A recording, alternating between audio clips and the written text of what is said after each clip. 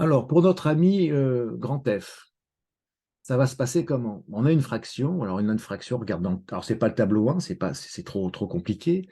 Est-ce le tableau 2? Alors, dans le tableau 2, on a des trucs avec les fractions. On a U' sur U puissance n et U' sur U. Ah bah, quand on regarde au dénominateur, x carré moins 1, il n'est pas élevé à une puissance 2, 3 ou 4. Donc, c'est U' sur U. Donc, qui est U ici? Eh ben, c'est le dénominateur, c'est x carré moins 1. Donc, on calcule U' à partir de U, ça fait 2x. Donc, on écrit la forme qu'on souhaiterait avoir. Nous, on souhaiterait avoir une intégrale de U' sur U. Bien. Alors, on a ici l'énoncé, hein, il nous donne 3x, et nous, notre rêve, c'est d'avoir 2x. Bon, bah, il faut tuer le 2, ce qui n'y est pas. Hein. On n'a pas 2, on a 3. Bah, on tue le 2 en divisant par 2. Parce que 1,5 fois 2, il n'y a plus rien, ça fait 1. Il faut faire apparaître le 3. Voilà, en mettant 3. Vous pouvez vérifier, hein, 3,5 fois 2, ça donne bien 3. Il faut le vérifier à chaque fois. Bon, une fois qu'on a ça, on est content, puisque on a une forme du style U' sur U, donc primitive log de valeur absolue de U entre moins 3 et moins 2. Donc, on va faire ce petit calcul. Donc, on va bien sûr laisser le 3,5 en facteur, il est très bien. Ça nous évitera de faire des erreurs de signe, on le développera à la fin. Et on va écrire donc valeur en haut, 3,5, donc j'ouvre une grande parenthèse, valeur en haut. Alors, est-ce qu'on retire la valeur absolue tout de suite? Oui, on peut. On peut. Voilà. Alors, il faut connaître le signe de x carré moins 1. Alors, comment il est le signe de x carré moins 1? X carré moins 1, eh bien, c'est un polynôme du second degré qui admet deux racines. Ces deux racines sont... Bon, je vais faire un tableau un peu plus détaillé que tout à l'heure. Ces deux racines sont moins 1 et 1. Donc, la concavité est tournée vers le haut. Donc, les signes, ça va être positif, puis négatif, puis positif. Hein. Ça fait une courbe qui est comme ceci. Hein. Chut, hop, ça c'est x carré moins 1. Et donc, la valeur absolue de x carré moins 1, c'est bah, quand x carré moins 1 bah, est positif, bah, c'est lui-même. Quand c'est négatif, c'est son opposé. Et quand c'est positif, bah, c'est lui-même. Voilà. Donc, il faut connaître la position de x par rapport à moins 1 et 1. Ici, on est entre moins 3 et moins 2, donc on est dans cette zone-là. Donc, la valeur absolue d'x carré moins 1, c'est x carré moins 1. Donc, je peux mettre parenthèse x carré moins 1. Voilà. Et donc, nous avons ici valeur en haut, le carré de moins 2, moins valeur en bas, moins 3 au carré, moins 1. Voilà, c'est ceci qu'il faut simplifier. Alors, moins 2 au carré, ça fait 4. 4 moins 1, bah, ça fait 3. On va avoir log de 3. Moins ln2. Alors, moins 3 au carré, c'est 9. Moins 1, ça fait 8. On peut laisser comme ça. On n'a pas d'obligation. Bon, log de 3 moins log de 8. On peut dire que c'est ln de 3 huitièmes, si on veut. Bon, alors après, il faut voir si l'énoncé demande qu'on présente les solutions, enfin, la réponse d'une certaine façon. On peut laisser comme ça, c'est très bien. Alors, on va passer au suivant, au G. Alors, c'est une forme de quel type? Toujours, c'est la question qu'il faut se poser systématiquement. Alors, est-ce que c'est le tableau 1? Bah non, parce que c'est beaucoup plus compliqué par rapport au tableau 1, qu'il faut connaître par cœur, hein, parce que sinon, bah, la question, on ne la fait pas. Est-ce que c'est le tableau 2? Alors, le tableau 2, on a quoi avec... bon, il y a un produit, visiblement, ici. On a quoi avec un produit? Ah, bah, on a un truc qui s'appelle U', U puissance n.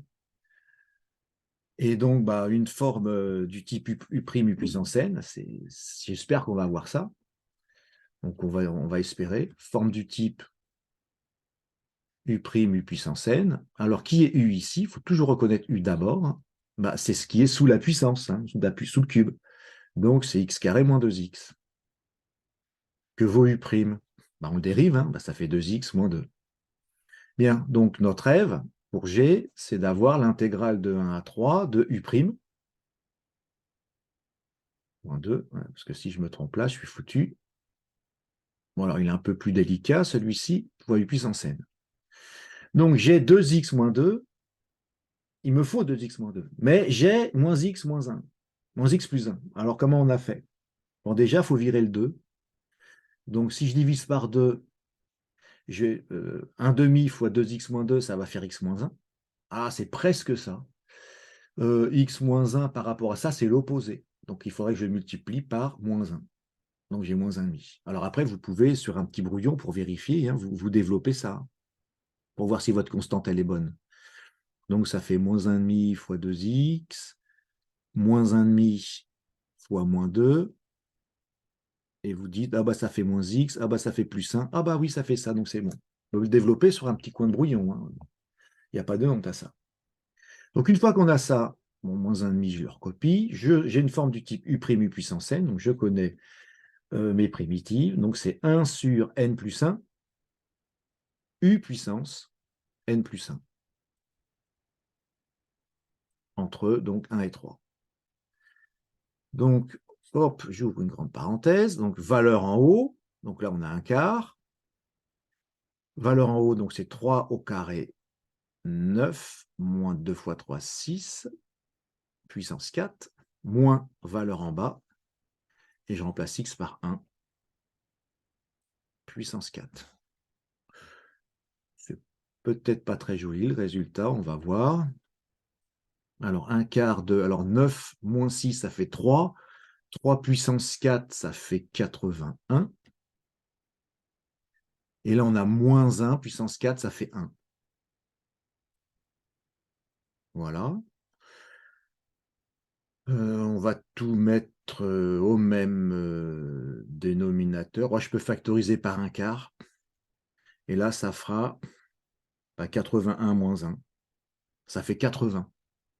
Donc, j'ai moins 80 sur 2 fois 4. 2 fois 4, ça fait 8. Moins 80 sur 8, ça fait moins 10. Voilà, elle est un peu plus calculatoire sur la fin. Alors, on va attaquer i maintenant.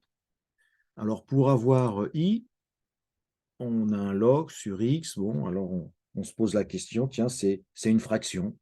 Donc, les fractions, on a eu pas mal de chance récemment pour une fraction.